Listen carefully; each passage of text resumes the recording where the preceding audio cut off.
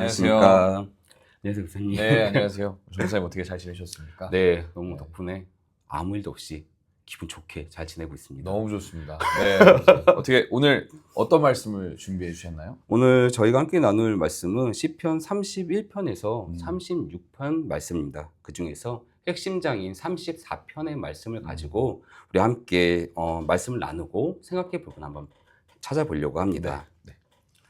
먼저 이 시편 34편의 제목을 지어본다고 하면 여호와를 경외한다는 것은 무엇일까? 이런 질문을 전체적으로 던지고 있습니다. 그러니까 즉 우리는 언제 하나님을 찾을까? 우리는 언제 하나님을 찾는가? 라는 질문을 전반적으로 가지고 있는 것이죠.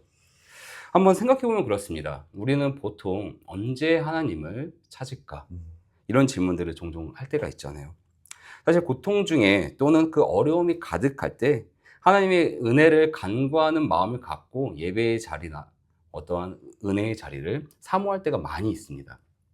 그런데 상황이 좋아지거나 어떠한 정말 현실적인 문제를 직면하고 있을 때에는 하나님이 아닌 나 중심의 이해, 나 중심의 행동을 할 때가 우리에게 많이 있는 것 같아요. 그것이 어쩌면 우리가 갖고 있는 죄성, 그 연약한 우리의 모습의 한 부분이라는 생각을 하게 됩니다. 그런데 이 시편 34편은 그런 상황에 따른 하나님을 경외하는 것이 아니라 언제나 하나님을 바라봐야 한다는 것을 강조하고 있다는 것입니다.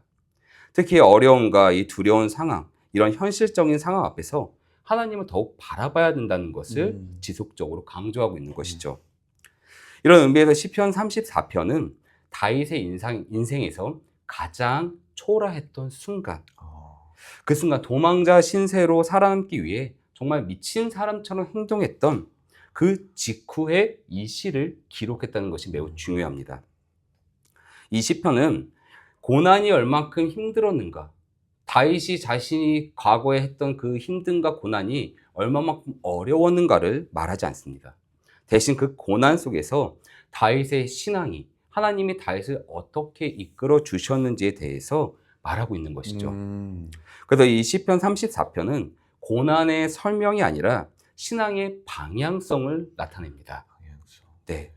또한 이 시편 34편의 특징 중 하나가 답간체시라고 불리는, 즉 히브리어 알파벳 순서로 정리된 시입니다. 알레프, 베트, 기멜 등 이 히브리어 알파벳 순서대로 정리된 시인데, 이 시, 이 답간체시가 주는 의미는 즉흥적인 감정으로 다윗이 이 시를 썼다는 것이 아니라 고난을 통과한 후 다윗이 의도와 목적을 갖고 시를 기록했다는 것이죠. 지난주 목사님이 나눠주신 27편과는 대조되는 부분을 갖고 있는 것입니다. 그러네요. 예. 네, 이런 의미에서 시편 34편은 지금 우리에게도 어떠한 즉흥적인 감정을 강조하는 것이 아니라 우리의 삶에 수많은 고난과 혼란 속에서도 하나님이 우리 각자를 지켜주시고 이끌어 주셨음을 고백하는 시라는 것을 이해해야 됩니다. 그리고 이것을 기억하는 가운데 우리가 시편 34편의 각 절을 한번 살펴보도록 하겠습니다. 먼저 본문 1절에서 3절을 보면 다윗은 이렇게 시작합니다. 내가 여호와를 항상 송축하며. 다윗은 이 찬양의 이유를 길게 설명하지 않습니다. 사실 다윗의 다른 시편들을 보면 이 찬양의 이유를 많이 설명하는 시들이 있습니다. 그런데 이 시편 34편은 아주 간결하게 말하고 있습니다. 그저 하나님을 먼저 찬양했다는 그 태도를 보여주고 싶은 마음이었겠죠. 항상이라는 말은 이 찬양이 일시적인 감정으로 나오는 것이 아니라 삶 전체를 관통하고 있다는 것을 말하고 있는 것입니다.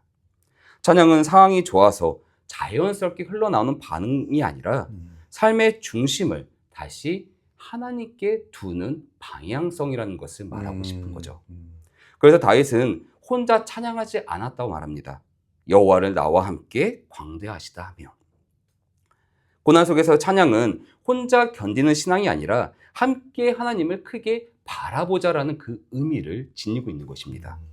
또한 계속해서 다윗은 4절에서 7절을 보면 자신의 감정에 대해서 솔직하게 말합니다. 모든 두려움에서 나를 건지셨도다. 이 말은 다윗에게 두려움이 없다는 뜻이 아닙니다. 그는 극심한 두려움 속에 있었음을 고백하는 것이죠. 그러나 그 두려움이 그를 지배하게 두지 않았다는 것을 말합니다. 시편 34편이 말하는 믿음은 아주 분명합니다. 믿음이란 두려움이 사라진 상태가 아니라 오히려 하나님만을 바라보게 만드는 하나님의 일하심으로 다윗은 고백하고 있다는 것입니다. 또한 계속해서 8절에서 18절을 보면 이 시편 34편의 중심 메시지가 나타납니다. 여호와의 선하심을 맛보아 알지어다. 하나님은 이 설명으로만 아는 분이 아니라 삶 속에서 확인되는 분이시라는 것을 말하는 거죠. 즉 멀리 계신 하나님이 아니라 나와 언제나 함께 계신 하나님, 우리와 가까이 계신 하나님이라는 것을 다윗은 고백하는 겁니다. 그래서 다윗은 이 여호와를 경외하는 삶을 아주 현실적인 단어, 직접적인 언어로 우리에게 전합니다. 말을 조심하라, 악을 버리고 선을 행하라, 화평을 따르라. 그리고 다윗은 동시에 분명하게 말하죠. 의인이 있으나 의인은 고난이 많으나. 믿음이 있어도 고난은 있습니다. 그러나 그 고난은 하나님의 부재를 뜻하는 것은 아닙니다. 오히려 하나님은 마음이 상한 자에게 더욱 가까이 계신 분이신 거죠. 여기까지가 시편 34편의 대략적인 내용이었습니다. 이 다윗은 이 시를 쓰면서 자신이 어떠한 고난을 겪었는지에 대해서 구구절절 설명하기보다는 그 고난의 결과, 하나님이 나를 지켜주시고 이끌어 주셨음을 고백합니다. 그러니까 이것을 보는 많은 사람들, 지금 우리에게도 하나님이 어떻게 이끌어 주셨다는 것을 고백할 수 있도록, 찬양할 수 있도록 이 시를 의도와 목적을 갖고 지었다는 것을 알 수 있는 것이죠. 그리고 이 내용을 가지고 한번 우리 몇 가지를 함께 생각해 보면 좋을 것 같습니다. 먼저 여호와를 경외한다는 것은 무엇일까?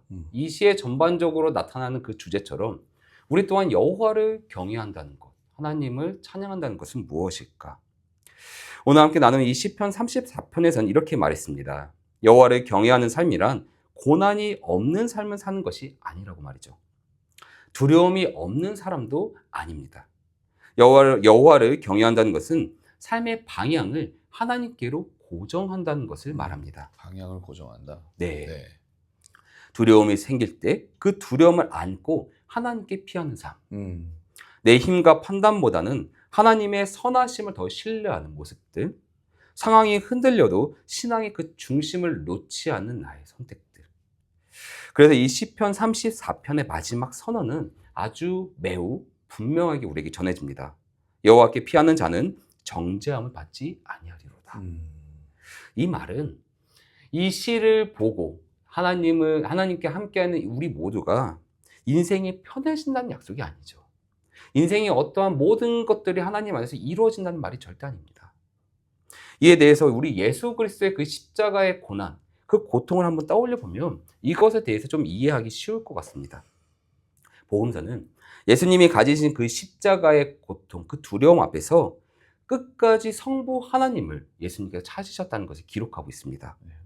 예수님은 이 십자가의 고통과 고난을 피하지 않으셨고 또한 이것을 혼자 이겨내신 것이 아니라 성부 하나님의 은혜를 간과하시며 나아갔다는 것을 우리는 기억해야 되는 것이죠. 예수님은 자신의 고통과 어려움 가운데서도 아버지 하나님을 찾으신 겁니다. 하나님께 피하는 모습, 어떻게 고난 중에 삶을 이끌어 나가야 된다는 것을 보여주셨던 거죠. 그래서 바울은 이 로마서 8장 1절에서 이렇게 고백합니다. 그러므로 이제 그리스도 예수 안에 있는 자에게는 결코 정죄함이 없나니. 바울의 이런 고백은 사실 우리에게 많은 도전을 주는 것 같습니다. 정죄함이 없다는 것은 우리에게 화평과 평안이 가득하다는 의미로 들리죠. 그러나 바울이 이 로마서를 쓸 당시에 이 바울의 상황은 어떠했습니까? 사실 바울의 상황은 정말 녹록지 않았습니다. 회심 후에 그 바울의 삶의 전반적인 모습은 화평과는 거리가 아주 먼 모습을 보였죠. 그렇죠. 바울은 수많은 고난과 고통 속에 있었습니다. 그리고 바울은 그 수많은 고난과 고통 속에서도 예수님, 예수 그리스도 안에서 자신이 가고 있다는 매일같이 고백했던 것이죠. 오늘 시편의 저자 다윗과 같이 이 바울은 그 고난 속에서도 하나님이 나와 함께 하셨다는 것을 말하는 겁니다. 그리고 자신이 경험한 그 은혜의 많은 수많은 여정들을 자신의 서신서를 통해서 당시 사람들에게 그리고 지금 우리에게 전하고 있는 것이죠. 고난 가운데 하나님을 바라봐야 된다는 것을 강조하고 있는 것입니다. 두려움 가운데 여호와 하나님을 바라보아라. 어쩌면 오늘 우리의 삶이 여전히 불안하고 문제가 해결되지 않는 자리에 있을지도 모릅니다. 오늘 우리가 함께 나눈 이 시편 34편과 예수 그리스도의 그 십자가 그리고 바울의 고백은 한결같이 이렇게 전하고 있습니다. 흔들릴 때마다 무너질 때마다 다시 여호와께 피하라. 이 부분이 정말 중요한 것 같습니다. 여호와께 피하라. 네, 그러니까 여호와 품에 들어가라, 혹은 여호와의 그 안에 맞습니다. 들어가라, 이런 느낌으로 되는 맞습니다. 건가요? 예. 하나님을 피하라가 아니라 어. 하나님께로 피하라. 야, 재밌네요. 예. 네, 제가 잠깐 궁금한 게 있는데, 네, 네, 네.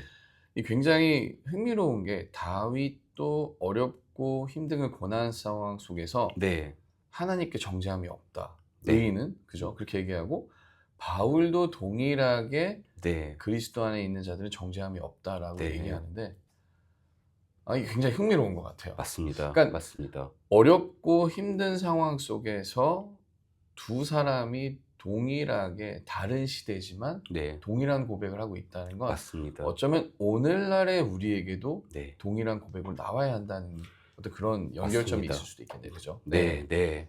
성경의 가장 흥미로운 부분, 하나님의 일하심에 대해서 증언하는 부분이 바로 이 창조 타락 구속의 일관성. 네. 성경의 네. 각각의 부분들은 이렇게 긴밀하게 연결되어 있는 것 같습니다. 네, 네, 네. 지금 우리 삶에도 네, 그렇죠. 마찬가지고요. 그렇죠. 네, 네, 네. 그래서 하나님은 멀리 계신 분이 아니라 네. 상한 마음을 가진 사람에게 더욱 가까이 계신다는 것을 우리는 고백해야 네, 된다는 것입니다. 네. 자기를 경외하는 자, 예수 그리스도를 믿는 자는 하나님이 끝까지, 아주 끝까지 지켜주시고 이끌어 주신다는 것을 신뢰해야 된다는 것이죠. 네, 그렇죠. 그래서 정리하면 지금도 하나님이 우리 곁에 계시다는 것을 우리는 기억했으면 합니다. 아멘. 네. 하나님은 절대로 멀리 계신 분이 아니십니다. 하나님은 멀리에서 우리를 지켜만 보시고 방관하시며 어떠한 우리에게 디렉션을 주신 분이 아니라 우리의 삶에 긴밀하게 연관되셔서 우리의 하루하루를 함께 하시는 분이라는 것을 우리가 기억했으면 좋겠습니다. 네. 그래서 이것을 기억하는 가운데 혹시나 삶의 어려움과 두려움 가운데 계시는 그 순간들이 계시다면 하나님의 은혜, 하나님이 나와 함께 계시다는 것을 가장 먼저 떠올리며 하나님께 감사한 마음으로 나아가는 우리 모두 될 수 있기를 소망하겠습니다. 네, 감사합니다. 네. 네, 오늘 이렇게 또 잘 나눠주셔서 너무 감사하고요. 네. 제가 기도로 마무리하도록 하겠습니다. 하나님, 감사합니다. 언제나 우리와 함께 하심을 감사합니다. 때로는 우리가 어려움과 고난 속에서 이 고통 가운데 있을 때 하나님이 내 곁에 안 계신 것처럼 느껴질 때가 간혹 있습니다. 그러나 오늘 우리가 이 말씀을 통해서 우리가 다시 한번 깨닫는 것은 하나님께서는 언제 우리와 함께 하시고 그 누구보다 가장 가까운 곳에 계시다는 것입니다. 하나님, 우리가 그 하나님을 더 믿고 의지하며 더 나아가길 원합니다. 다윗의 고백처럼, 바울의 고백처럼 오늘날 살아가는 우리 또한 그리스도 안에선 정죄함이 없다라는 그 고백을 하며 그리스도를 믿고 의지하며 나아가는 그런 삶을 살아갈 수 있도록 붙들어 주시옵소서. 물론 고통이 해결되지 않을 수도 있습니다. 어려움은 계속될 수 있습니다. 그러나 어쩌면 하나님께서는 그 모든 것들 안에서 또 주님의 계획이 있다고 우리는 믿습니다. 그 계획을 믿으며 또 소망을 가지고 살아가는 우리 한 사람 한 사람 되게 주님 도와 주시옵소서. 하나님을 경외하는 것이 무엇인가? 그것은 주님을 계속해서 바라보는 것입니다. 주님을 향해 우리의 시선을 돌리는 것입니다. 어려움을 바라보는 것이 아닌 하나님을 바라보는 삶, 그 삶을 살아가는 우리가 되게 하여 주시옵소서. 감사하며 예수님의 이름으로 기도합니다. 아멘. 아멘.